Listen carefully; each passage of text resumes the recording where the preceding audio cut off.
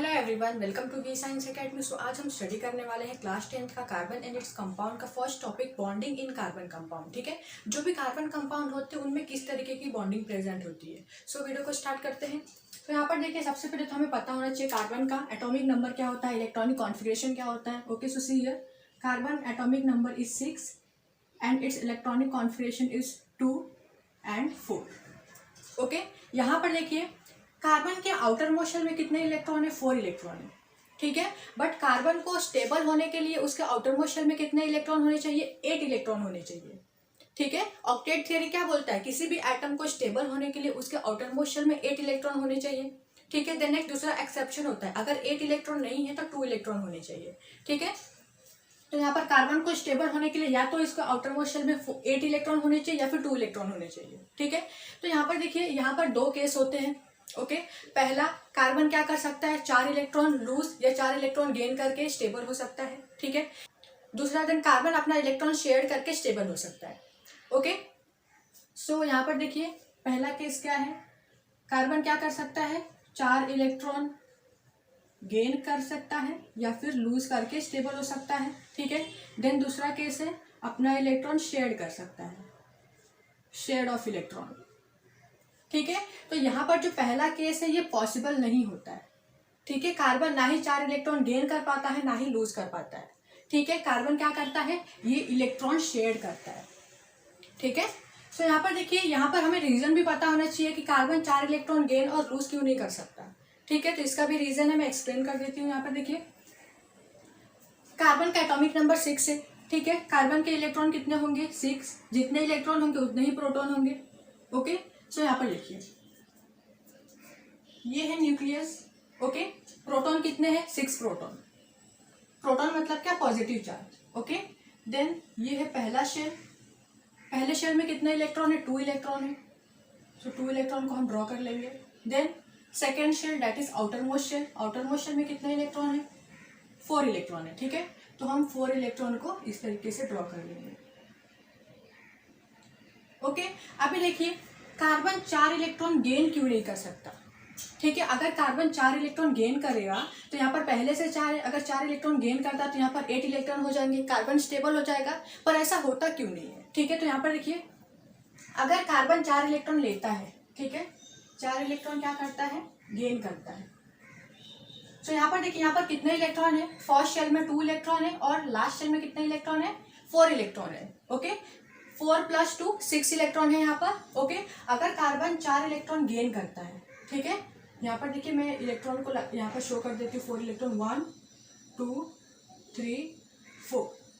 ठीक है, तो पहले 6 इलेक्ट्रॉन थे, कार्बन ने 4 इलेक्ट्रॉन और गेन किया तो कितने इलेक्ट्रॉन हो गए, total 10 electron. Okay, but proton कितने हैं, प्रोटॉन जितने थे उतने ही हैं।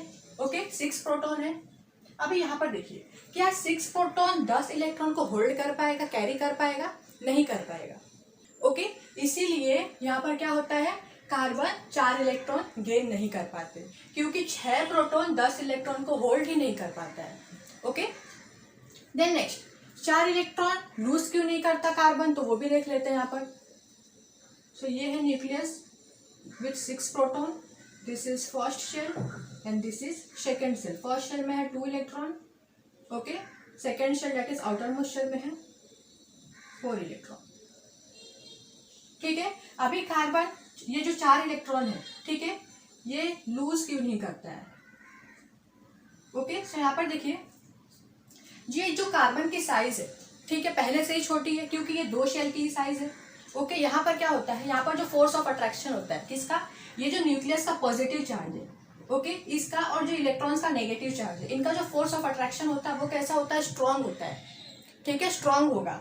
यहाँ पर देखिए, ये है पॉजिटिव चार्ज और ये सारे क्या है, ये सारे इलेक्ट्रॉन्स है, नेगेटिव चार्ज। ठीक है, सो यहाँ पर क्या होगा, ये जो न्यूक्लियस का पॉजिटिव चार्ज है और इलेक्ट्रॉन का नेगेटिव चार्ज है, ठीक है, ये स्ट्रांगली बॉन्डेड होते हैं। ठीक है, इनका फोर्स ऑफ अट्रैक्शन स्ट्रांग होता है। ठीक है, स्ट्रांगली बॉन्डेड होते हैं। ओके, सो यहाँ पर अगर हमें इन 4 इलेक्ट्रॉन को रिमूव करना है तो बहुत ही लार्ज अमाउंट में एनर्जी देनी पड़ेगी, जो कि बहुत ही डिफिकल्ट होता है। ठीक है, इसीलिए हम इस 4 इलेक्ट्रॉन को नहीं निकाल सकते। ठीक है, कार्बन ये 4 इलेक्ट्रॉन को लूज नहीं करता है। ओके, सो ये था रीजन।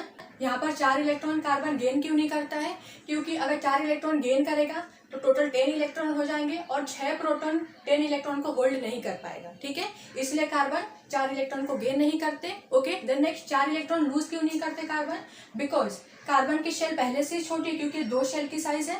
ओके, और यहाँ पर क्या होता है, जो फोर्स ऑफ अट्रैक्शन होता है किसका, न्यूक्लियस के पॉजिटिव चार्ज और इलेक्ट्रॉन के नेगेटिव चार्ज का, ये बहुत ही ज्यादा स्ट्रांग होता है। ओके, आपको पता होगा ना, पॉजिटिव और नेगेटिव चार्ज अट्रैक्ट करते हैं। ओके, सो इलेक्ट्रॉन इस प्रोटॉन से स्ट्रांगली बॉन्डेड होता है। ओके, अगर हम इस इलेक्ट्रॉन को रिमूव करना चाहें तो इसे हमें बहुत ही लार्ज अमाउंट में एनर्जी देनी पड़ेगी, जो कि बहुत ही डिफिकल्ट होता है, पॉसिबल नहीं होता है। ओके, इसीलिए कार्बन 4 इलेक्ट्रॉन को लूज नहीं कर पाते हैं। ओके, सो ये जो क्राइटेरिया है ये पॉसिबल नहीं होता है। ओके, सो यहाँ पर क्या होता है, यहाँ पर होता है इलेक्ट्रॉन की शेयरिंग। ओके, कार्बन अपने इलेक्ट्रॉन शेयर करके किसके साथ, हाइड्रोजन के साथ शेयर करके अपने ऑक्टेट कंप्लीट करते हैं। ठीक है, स्टेबल हो जाते हैं। ओके, सो यहाँ पर हम देखेंगे एग्जांपल लेके कैसे इलेक्ट्रॉन की शेयरिंग होती है। ओके,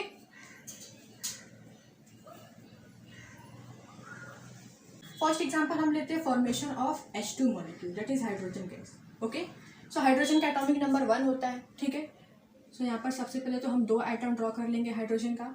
ओके, हाइड्रोजन का एटॉमिक नंबर 1 होता है, इसलिए इनके पास एक एक इलेक्ट्रॉन रहेंगे।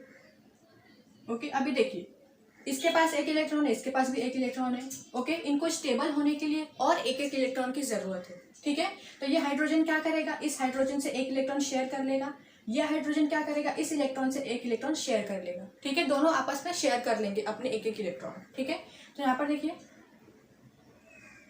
इस तरीके से इस हाइड्रोजन ने जब इस हाइड्रोजन का एक इलेक्ट्रॉन शेयर किया तो इसका ड्यूप्लेट कंप्लीट हो गया, ये स्टेबल हो गया। ओके, वैसे ही ये हाइड्रोजन भी क्या करेगा, एक इलेक्ट्रॉन शेयर कर लेगा। ठीक है, इसका तो इसके भी ड्यूप्लेट कंप्लीट हो गए। ओके, तो यहाँ पर देखिए दोनों स्टेबल हो गए। ठीक है, और यहाँ पर ये जो शेयरिंग ऑफ इलेक्ट्रॉन की वजह से ये जो बॉन्ड बना है, ठीक है, ये बॉन्ड होता है कोवेलेंट बॉन्ड।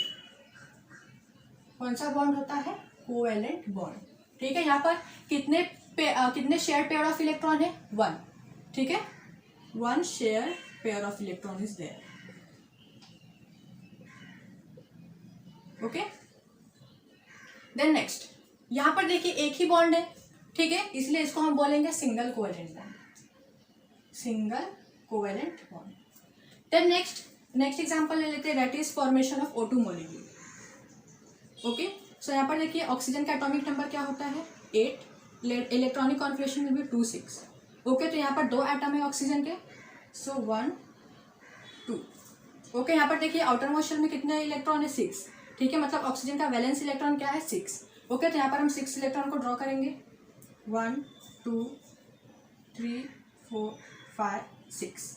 ओके, सेम में यहाँ पर 6 इलेक्ट्रॉन को ड्रॉ करेंगे, 1 2 3 4 5 6। ओके, अभी यहाँ पर देखिए ऑक्सीजन के पास 6 इलेक्ट्रॉन है। ठीक है, इनको स्टेबल होने के लिए और 2 इलेक्ट्रॉन की जरूरत है। ठीक है, तो यहाँ पर देखिए इस ऑक्सीजन के पास 6 इलेक्ट्रॉन है, ये क्या करेगा, इस ऑक्सीजन से 2 इलेक्ट्रॉन शेयर कर लेगा। ठीक है, तो यहाँ पर देखिए इस तरीके से इसका ऑक्टेट कंप्लीट हो गया। वैसे इसके पास 6 इलेक्ट्रॉन है और 2 इलेक्ट्रॉन की जरूरत है, तो ये क्या करेगा, इससे 2 इलेक्ट्रॉन ले लेगा। ठीक है, मतलब दोनों ने अपने 2 इलेक्ट्रॉन शेयर किए और अपना ऑक्टेट कंप्लीट किया है। ठीक है, तो यहाँ पर देखिए यहाँ पर कितने पेयर ऑफ इलेक्ट्रॉन शेयर हुए हैं, शेयर्ड पेयर ऑफ इलेक्ट्रॉन कितने हैं, 2।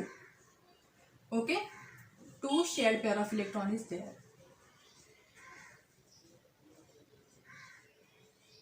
ओके, सो यहाँ पर देखिए 2 बॉन्ड है। ठीक है, इसलिए इसे हम बोलेंगे double covalent bond, double covalent bond. Okay, then next third example लेते हैं हम यहाँ पर, formation of N2 molecule. Okay, nitrogen का एटॉमिक नंबर क्या होता है, 7, इलेक्ट्रॉनिक कॉन्फिगरेशन इज 2 5। ठीक है, तो यहाँ पर देखिए वैलेंस इलेक्ट्रॉन क्या है, 5। ओके, सो सबसे पहले हम 2 नाइट्रोजन के एटम को ड्रॉ करेंगे। Okay, then next valence electron क्या है नाइट्रोजन का, 5, तो 5 इलेक्ट्रॉन को ड्रॉ करेंगे, 1 2 3 4 5। ठीक है, सेम वे ये 5 इलेक्ट्रॉन, 1 2 3 4 5। ओके, इसके पास 5 इलेक्ट्रॉन है और 3 इलेक्ट्रॉन की जरूरत है अपना ऑक्टेट कंप्लीट करने के लिए, स्टेबल होने के लिए, तो ये नाइट्रोजन इससे 3 इलेक्ट्रॉन शेयर कर देगा। ठीक है, तो इसका ऑक्टेट कंप्लीट हो गया। वैसे ही ये नाइट्रोजन दूसरे नाइट्रोजन से 3 इलेक्ट्रॉन शेयर करेगा। ठीक है, तो इसका भी ऑक्टेट कंप्लीट हो गया। ओके, सो यहाँ पर देखिए, यहाँ पर शेयर्ड पेयर ऑफ इलेक्ट्रॉन कितने हैं? 1 2 3। Okay, so shared pair of electron how much? 3। Okay, तो यहाँ पर 3 कोवेलेंट बॉन्ड है। ओके, यहाँ पर 3 कोवेलेंट बॉन्ड है, इसीलिए इसका नाम क्या रहेगा? Triple covalent bond. Okay, this is triple covalent bond. Okay, so यहाँ पर देखिए, यहाँ पर क्या है? एक ही कोवेलेंट बॉन्ड है, इसलिए हम इसे सिंगल कोवेलेंट बॉन्ड बोलेंगे। ओके, यहाँ पर 2 बॉन्ड है, so this is double covalent bond and this is triple covalent bond. Okay, then next now we will take 1 carbon compound. Okay, that is methane. So यहाँ पर देखते हैं कि कैसे इलेक्ट्रॉन की शेयरिंग होगी। ओके, सो यहाँ पर हम एक कार्बन कंपाउंड ले लेते हैं जो आपके टेक्स्ट बुक में दिया गया है। Okay, that is methane. Okay, CH4, this is the molecular formula for methane.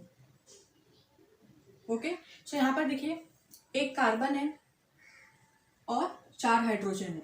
So 1 2 3 and 4। Okay, carbon का वैलेंस इलेक्ट्रॉन क्या होता है? 4। तो यहाँ पर हम 4 इलेक्ट्रॉन को ड्रॉ कर लेंगे, 1 2 3 एंड 4। ओके, हाइड्रोजन का एटॉमिक नंबर 1 होता है, मतलब एक ही इलेक्ट्रॉन होगा। सो यहाँ पर होगा एक इलेक्ट्रॉन। ओके, 1 इलेक्ट्रॉन हम ड्रॉ कर लेंगे। ओके, अब यहाँ पर देखिए, कार्बन के पास 4 इलेक्ट्रॉन है। ओके, कार्बन को स्टेबल होने के लिए, अपना ऑक्टेट कंप्लीट करने के लिए और 4 इलेक्ट्रॉन की जरूरत है। ठीक है, तो ये क्या करेगा? सभी हाइड्रोजन से क्या करेगा? एक एक इलेक्ट्रॉन शेयर कर लेगा। ठीक है, तो यहाँ पर देखिए इस तरीके से। ओके, अभी कार्बन का ऑक्टेट कंप्लीट हो गया। यहाँ पर 4 इलेक्ट्रॉन है एंड यहाँ पर हाइड्रोजन से एक एक इलेक्ट्रॉन लिए। ठीक है, तो टोटल 8 इलेक्ट्रॉन हो गए कार्बन के पास, मतलब कार्बन स्टेबल हो गया है। ठीक है, देन नेक्स्ट, अभी हाइड्रोजन को देखिए। हाइड्रोजन को स्टेबल होने के लिए ड्यूप्लेट कंप्लीट करना है। ठीक है, तो हाइड्रोजन के पास, सभी हाइड्रोजन के पास एक एक इलेक्ट्रॉन है। ठीक है, और एक एक इलेक्ट्रॉन की जरूरत है, तो हाइड्रोजन क्या करेंगे? कार्बन से एक एक इलेक्ट्रॉन शेयर कर लेंगे। तो यहाँ पर देखिए इस तरीके से इस हाइड्रोजन का ड्यूप्लेट कंप्लीट हो गया। वैसे ही ये हाइड्रोजन, ओके, इस तरीके से सभी हाइड्रोजन स्टेबल हो जाएंगे। ओके, तो यहाँ पर देखिए, ये है कार्बन, ये है 4 हाइड्रोजन। ठीक है, तो यहाँ पर कितने कोवेलेंट बॉन्ड बने हैं? सो 1 2 3 4। ठीक है, इस तरीके से 1 2 3 4। ठीक है, 4 कोवेलेंट बॉन्ड है।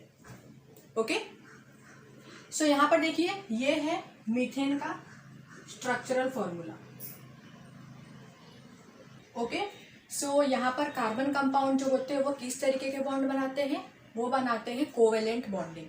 ठीक है, और कोवेलेंट बॉन्ड कैसे फॉर्म होते हैं? By sharing of electron. Okay, यहाँ पर आपको याद रखना है कि जो कार्बन कंपाउंड होते हैं वो कोवेलेंट बॉन्ड ही बनाते हैं, और कोवेलेंट बॉन्ड बनता है इलेक्ट्रॉन की शेयरिंग की वजह से। ओके, सो आई होप कि आपको ये टॉपिक समझ में आया हो। अगर वीडियो समझ में आई हो तो वीडियो को लाइक कर दीजिए, शेयर कीजिए एंड सब्सक्राइब कीजिए।